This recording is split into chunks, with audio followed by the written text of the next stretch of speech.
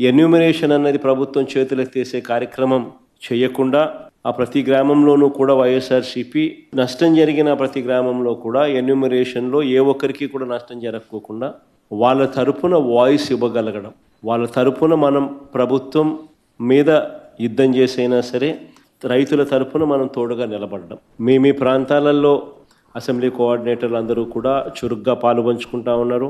మనం ఇచ్చిన పిలుపు మేరకు, మీరు కోఆర్డినేట్ చేసిన తీరు మేరకు వీరంతా కూడా పలు కార్యక్రమాలలో ఇప్పటికీ అందరూ కూడా పాలుపంచుకునే కార్యక్రమం జరుగుతూ ఉంది. శ్రేణులందరూ కూడా ఈ కార్యక్రమంలో కూడా పాలుపంచుకుంటా ఉన్నారు. వాళ్ళందరికీ ఒకవైపున అభినందనలు తెలియజేస్తూనే మరోవైపున వాళ్ళందరినీ ఇంకా కాస్త ప్రోత్సహించి ఇంకా మెరుగ్గా వాళ్ళు పాలుపంచుకునే విధంగా, తద్వారా రైతులకు ఇంకా మంచి జరిగే పరిస్థితులు క్రియేట్ కావాలి. కాబట్టి ఆ దిశగా కూడా అడుగులు వేయాల్సిన అవసరం ఉంది.